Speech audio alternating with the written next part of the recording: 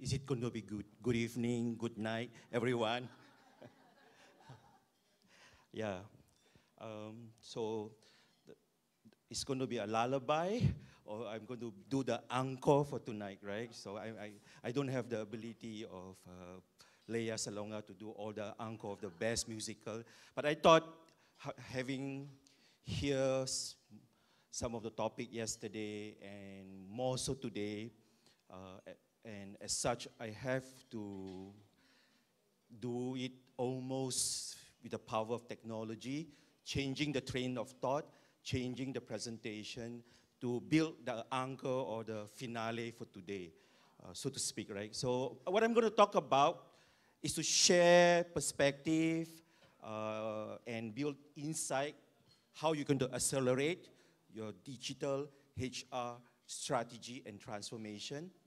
And more importantly as well, to share maybe about 6 important snippet of how some local and some regional company have taken HR transformation.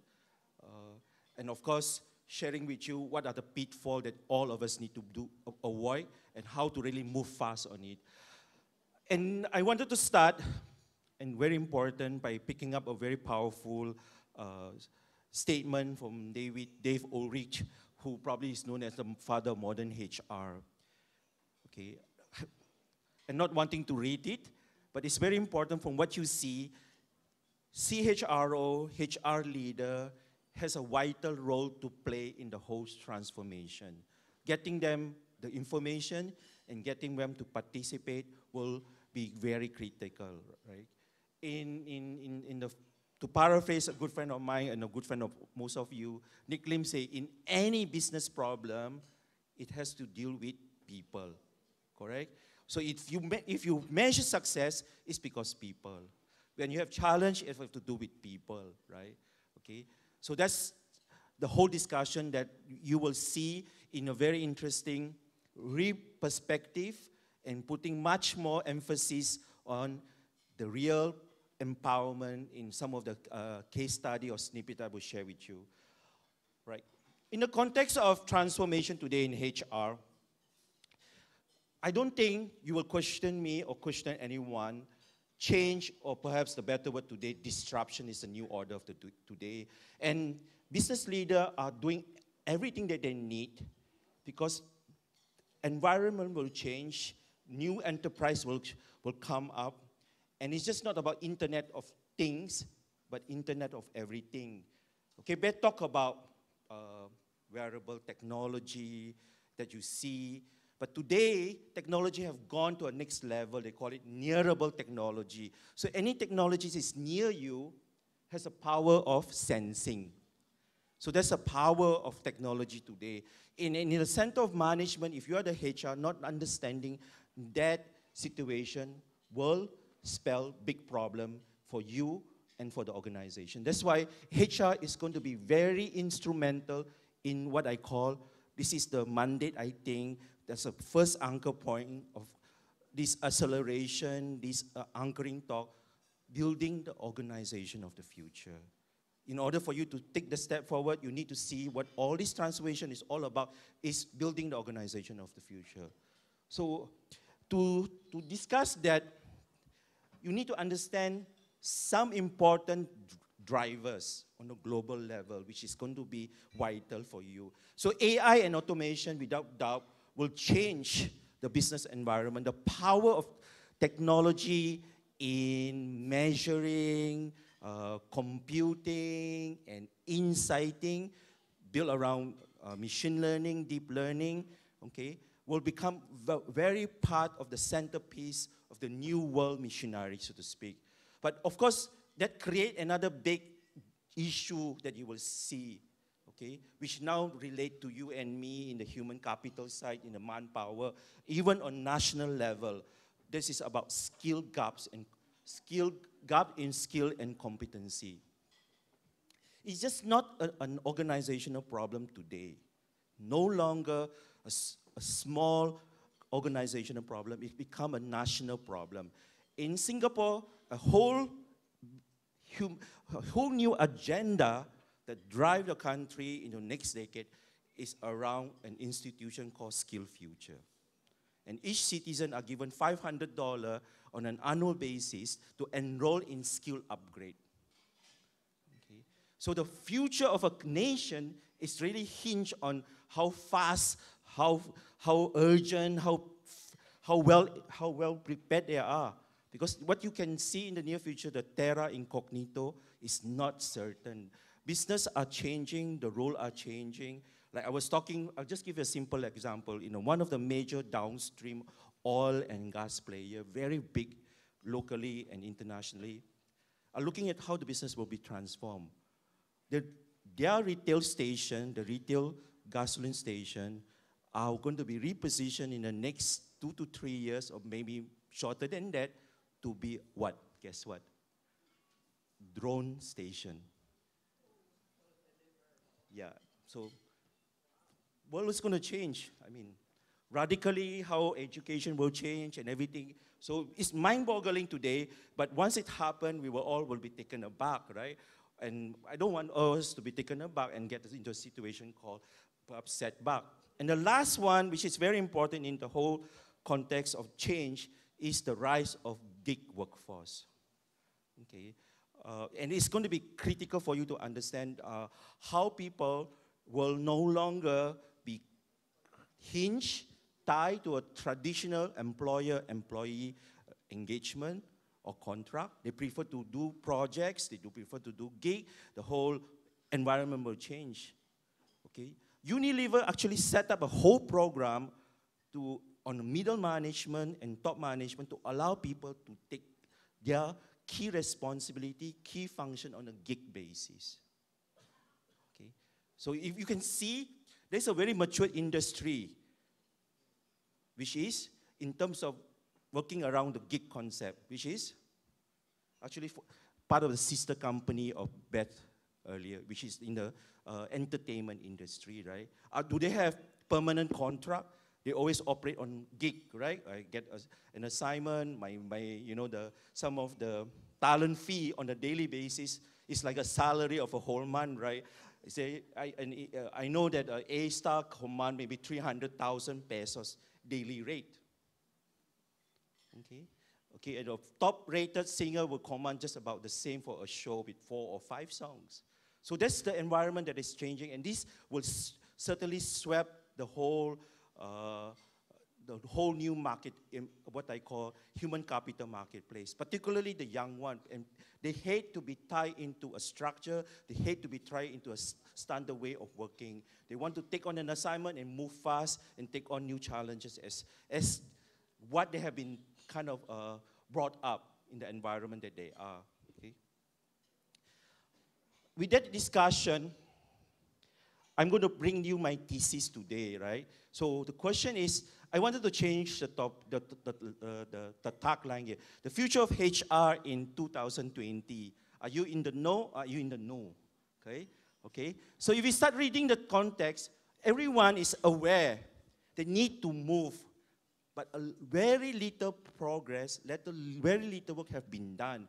For example, I'll just quote one of the insight here. 2/3 of HR executives agree that HR has undergone or is undergoing a digital transformation.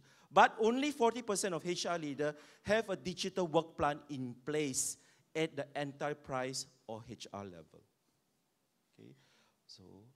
So you can see the struggle. Like 36% of HR functions have started to introduce AI, and just 14% have invested in the past 2 years. So there is the no, and there is a no side. So I like to bring everyone to the no towards the end of the discussion, right? Correct? So this is going to be very important. In the last part of the slide, where it's going is going to be very interesting, right? Predictive analytics, enhanced process automation, you can call it robotic process application, and AI. Okay? Okay. AI builds around the capability of computing power to mimic how mankind think and process and reprocess information. Okay? And the most important part of machine learning is deep learning and learning from mistakes. That's the power of technology today. So Going to the next part of my presentation is to talk about the future, right? Building the future of organization. And the future organization, I think, will be of what I will describe as digital organization, built around a digital workplace, a digital workforce, and digital HR. And this is going to be very important in the way I will build the integration of the last 2 days of discussion, perhaps, and learning as well. In this context, you need to understand how this will be built around. The future workforce, as I described earlier, is going to be very gig-based, right? So going to be young, highly connected, global, and mobile. And the last word that describes gig is voluntary. They can jump from job to next job. A dear friend of mine who was the former chief people officer of Jollibee, who happened to be a Singaporean, and he has a son, top the government assessment or to join the Singapore government top. He was a graduate, like a SUMA level top, and know about 10 languages. So he was actually become like the chief of staff of the Ministry of Foreign Affairs. Okay, and he traveled around with the minister, write speeches and what have you. After 2 years working with the Ministry of Foreign Affairs or Department of Foreign Affairs, he left his job, decided there's one language that he didn't know, which is Spanish, went to study the language by not going to a school in Spain, but become an orange plucker in Spain. Okay, and after that thing, he started working on gig assignment, translation work, speech writing work. Okay, that's okay. So it's almost like a high-level type of Odes or freelancer and what have you. And that's the power and the talent that will be residing not within the typical corporate workplace. So talent are drifting out from the normal marketplace. It's totally out of the unconventional marketplace. How you're going to capture the talent is going to be very important, right? And to make them relevant and effective in the organization, correct? So, of course, the next part is about the workplace. The workplace will be dispersed. As dispersed, you can think about it, okay, flexible, co-sharing, it's going to be team-oriented, and highly performance-driven. And lastly, which is going to be very important in the near future, right? I know that some of you are anxiously perhaps watching the game between Ateneo and UP. I just don't know how many of you are for UP here? Show of hand, or no? Wow. So it's for Ateneo. La Salle? Sorry, La Salle is out. See? Okay. It was very anticlimactic. People like kind of know see, this is insight, right? In the last game between La Salle and Ateneo in MOA, the arena was half filled. I do not know. The people are trying to analyze, is it because of the traffic? Or is it because they know the outcome? Okay, in the future, it will be the new enterprise, the new environment, the new digital organization will be really built around virtual team. And your virtual team, you should be smart. If you look at your virtual team, you need to look at your gig capability around it. Okay, and then they will not just necessarily be working on standards, transactional way of thinking. They'll be using heavily data to make decisions. And lastly, of course, in that environment, you talk about crowdsourcing to make decision and judgment as well. So, and this is how I see the future, what I call the new digital encore, right?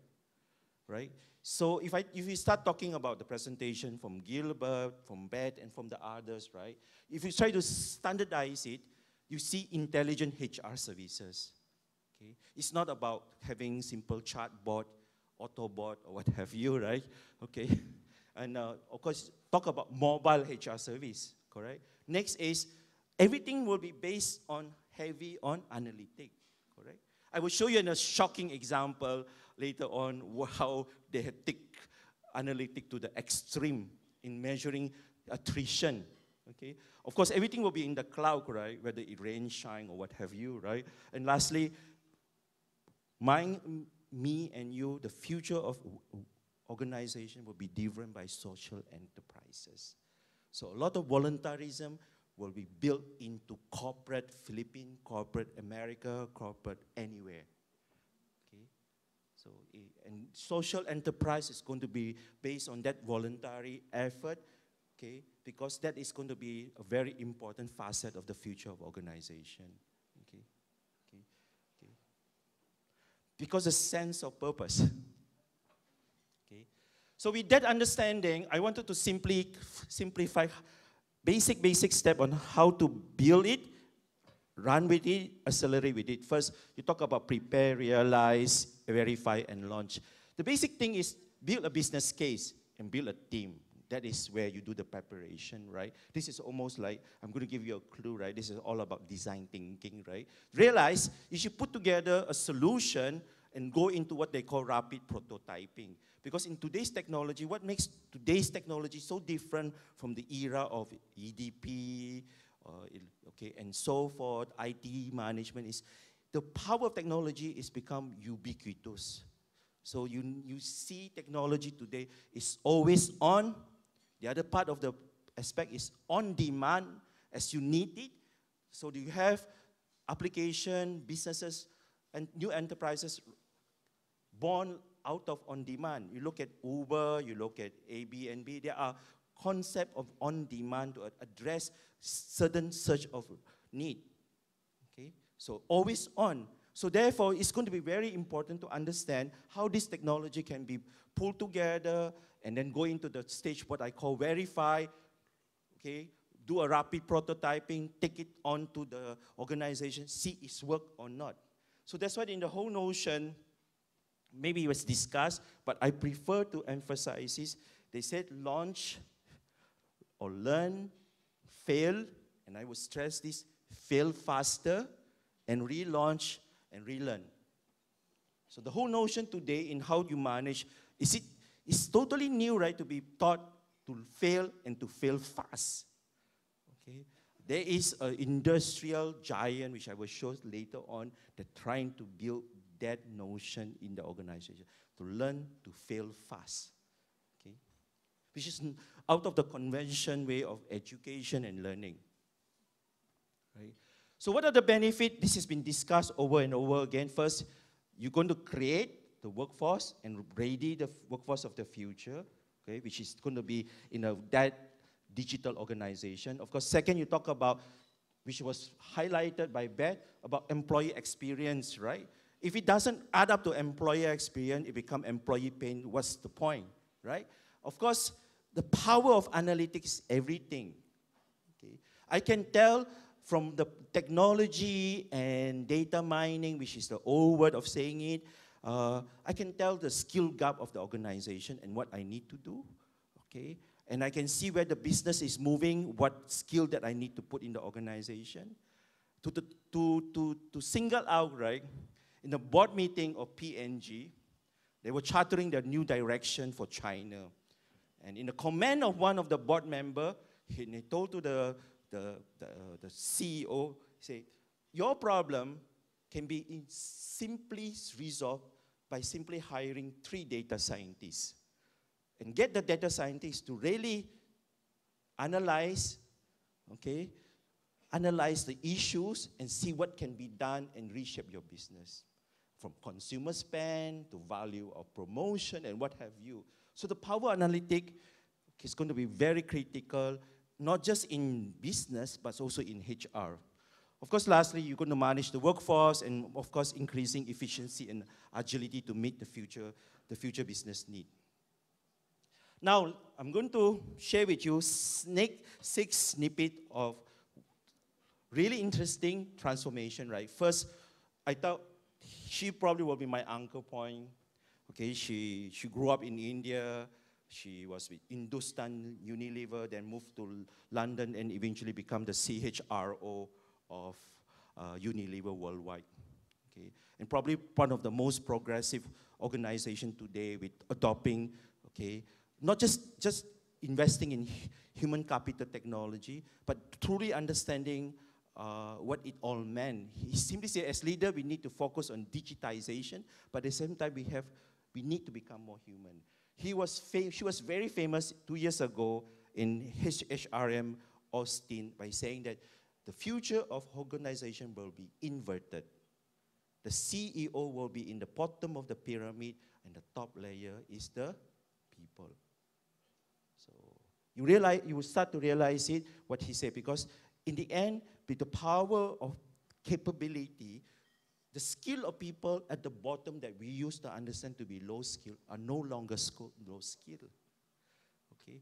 The social uprising that you see today is because the young people that you think they are low skill are probably smarter than us, maybe 2 times, 3 times. So they want their voice to be heard. Okay? You look at Hong Kong now, it is the voice of the young people that have been suppressed maybe for many, many decades, right? Right? So this is where he takes his organization, right? Career development, they have degree, they use heavily LinkedIn learning. In talent attraction, they're using total AI to predict capability. And then, of course, talent mobility, this is where the gig workforce was being put together. But it's all driven by technology because they can tell what you know, where you want to be, and you can aspire for new role, okay? To build around sense of total empowerment. The next example was quite interesting also, okay? Organization structure will change, right? Hierarchy will disappear maybe in a year or 2, right? So everything will move around team, right? INGs have built around squad, tribe, chapter, and agile coach. So any point in time, you can be a team member, you can be a team lead, and in the next project, your life form will change. So where is status? Where is hierarchy? All will change, all will be redefined. And HR will have to play a very important role to make that happen. Okay?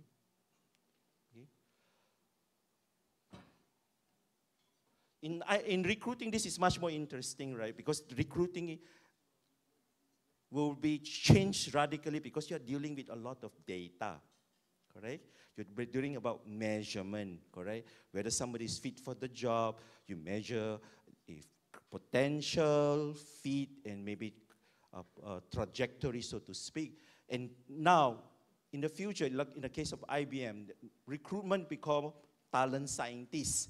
You can become talent influencer. The recruiter job will be changed like influencer, as in now you know in marketing you have social consumer influencer, and then you have talent scientists to build a different way of recruiting. So this is the third example I have. Okay. Transcom, for example, which is a local company, have taken the same wave of changing it, moving into using a whole automation. In fact, their recruiter called brand ambassador. Okay. So they take on the whole process that, you know, the elimination of the tedious way of scouting, scheduling, and all the transaction piece has been changed radically to take onto a much more meaningful value-adding recruitment process. Okay. So imagine reduction in online cost per hire by 80%.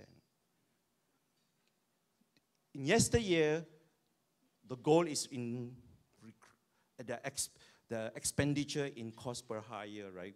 Talk about maybe 15,000 to 20,000 pesos per hire in the BPO industry. Today, the rate has gone down to 6,000 to 7,000. So sometimes I ask, should I be in the business or not? Right? This is interesting. This is the second to the last, right? This is, I tell you, this takes analytic to the extreme. So DBS have a very powerful, you know, employee engagement, retention, and perhaps advising on attrition. So build around 60 data points from absenteeism, salary increase, rate of promotion to the birth of a child and training. Because in Singapore, right, the moment a mother gave birth, and because of the kind of rat race and highly competitive work environment, they usually say, I'm going to take 2 to 3 years of sabbatical. So because of that, they come up with a HR system to predict employee resignation.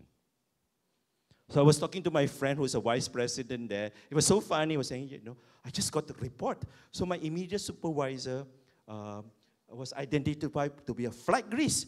So, and being his friend, he went to talk to him. What did you do in the recent month that caused you to be top of the list? Oh, I just joined the employee association. No, I was just appointed to be a senior, the vice president in the employee association.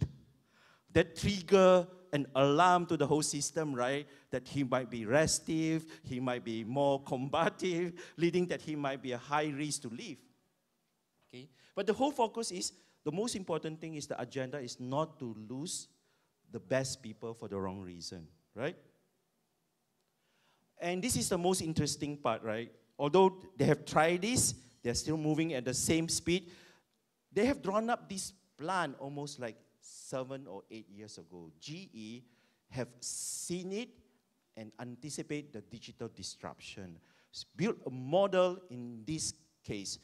The context, the organization, the culture, the HR today. You look at the context today. Disruptive, VUCA, entrepreneurial, innovative, and digital. Then they want to change the organization from a highly industrial group to become a digital industrial. Reboot, okay? Reboot it to become a 125-year of a startup. Okay? And look at the HR perspective or the culture first. Agile, and this is where I stress to you. A big organization, as big as them, is trying to implant and imbue this fail, learn, and innovate. Fail, learn, and then team structure is horizontal and team, okay? And then you do thread and what have you. And then in the HR organization, talk about gig economy, driven by analytics. Everything is like, you know, ubiquitous, right? Experience, digital, and engagement. Okay. So this illustrates, I thought, without going to a special explanation, this become like the anchor point of the 6 snippet of case study. How the organization need to change radically, correct? Okay. Okay. So what do we need to do? As I mentioned, I will share also what kind of pitfall you need to address. First, obviously, in all aspects, okay, resistant to change, right? There's a huge issue in the way we are, our comfort zone, the whole notion, if it's ain't broken, why fix it? But the truth of the matter, if you apply the analytic, things are shaking at its core, at the foundation, the way business is structured, not on the value label, but how business is going to change, correct? Okay. And of course, it have to be aligned. You need the misalignment of business in HR business goal. That's going to be very important. You cannot embark on something that is detrimental to the whole organization. Okay, and of course, it calls for digital leadership expertise. Whether in the organizational level, a lot of organizations have set up on a corporate level a digital transformation unit. And I'll be interested. I'm excited to share with you. One of the hardest search that I have to do in the past 2 years was looking for digital HR. Digital has have nothing to do with HR systems. Someone who knows Workday, but someone who knows how this technology can change way HR will perform and deliver result. Okay. It's difficult and I cannot find. So I need to find people from a confluence of marketing, tech, and then people who want to reshape organization. Of course, lastly, you know, not giving employee, because in the heart of everything is all about employees, right? Not giving employee ways to make process improvement. And lastly, this is the worst nightmare, right? Thinking that digital transformation is one-off. This is going to be the storyline, the headline for the next years until the whole organization is ubiquitously connected and managed and delivered in terms of HR services and bring about true value to the business. How to succeed? Very straightforward, right? You need to restructure the organization, okay, to anticipate digital transformation. Whether you're going to form a digital leadership team or putting in a HR digital executive or talent, Okay, that's part of it. And more importantly, bring it into the mindset. Okay, mindset combine a little bit of what things will change, the rule of success in business. And the last two will be very vital, like digital talent life cycle. So you need to look at whole space as the digital talent. Okay, business will shift from maybe from commercial, but moving into the digital talent space. Okay, and digital talent for me, one big persona is very strong in agile. And sometimes one of the biggest training programs that I always encourage people to go through is design thinking. Because of the power of technology today, the tool today, it allows you to re-prototype and repurpose your perspective very fast. And then the whole notion of fail, learn, and fail fast become very important. Okay. So, to my last two slides, so as I talked earlier about the no, now you are in the now. Okay, what you need to do. So first thing first, you got to push at our level, at our HR unit, on new tech and technology, tech and new skill. And then the whole workforce will be reshaped, correct? So what I talk about, the gig workforce, the change of the employer-employee engagement will be very important, okay? But what is more important is to apply and practice the agile persona, right? Followed by a deep understanding. This is where the centerpiece of HR transformation will be, right? Having to use analytics to understand employee skill, strength, goal, and purpose, right? Okay, become a vital way of use and using technology to get there. I'm sure if you look at success factor, you look at Workday, they always center on this, right? The whole program will not take off until you put together a strong agenda for upskilling and reskilling. As a nation is going to that route, even Vietnam has planned, Indonesia has planned. Do you know the biggest story in the recent day in Southeast Asia? The founder of Kojak, right? The founder of Kojak, you know Kojak, right? Anyone of you know Kojak? Kojak is as big as a player as Uber and Grab, and then they're actually very, very big free hill riding in Indonesia. The founder, Nadim, recently took the post, a ministerial post in the new Indonesian government. If you start Googling it, you'll find out. He's supposed to be ranked as a top 5 tech CEO in Asia Pac. Of course, MBA graduate from Harvard and what have you, right? Father is actually works with First Pacific Group as well. He was appointed as the Minister of Education to bring Indonesia to the next era. And for him to give up Kojak, right, which is valued at maybe $5 billion right now, okay? So tell you so much what we need to do, correct? Okay. Okay. There's a danger for us to think that we are the vanguard of highly educated workforce, but there is also a very detrimental research by ADB. In most part of Mindanao, they are falling into a trap. They call it low skill trap.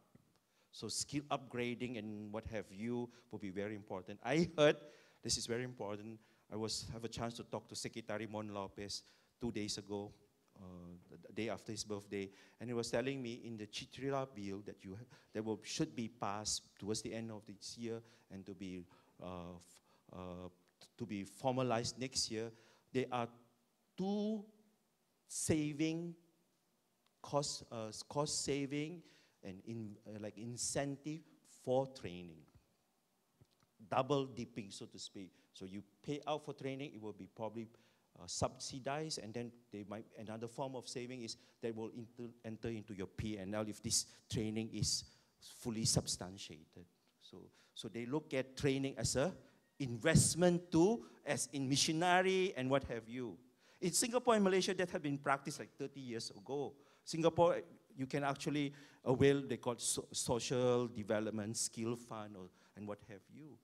Okay, skill rebuilding is a constant differentiating what I call expertise that make the country stronger, so to speak. Of course, in the last two is I talk of applying AI, machine learning, all the technologies, what I call cognitive, right? So think about it, right? The technology, as I explained earlier in the automation, is cognitive. They know how to read, they know how to understand, they know how to reinterpret, they know how to learn from mistake.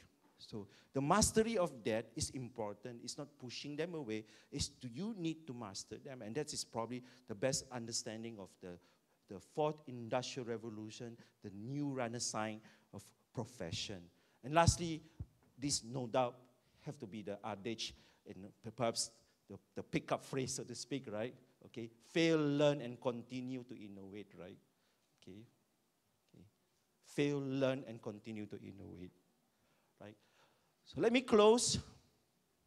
Okay, if we don't pivot, you will perish. So if you don't change, you're going to face to be changed, shaped or to be reshaped. So on that note, thank you so much.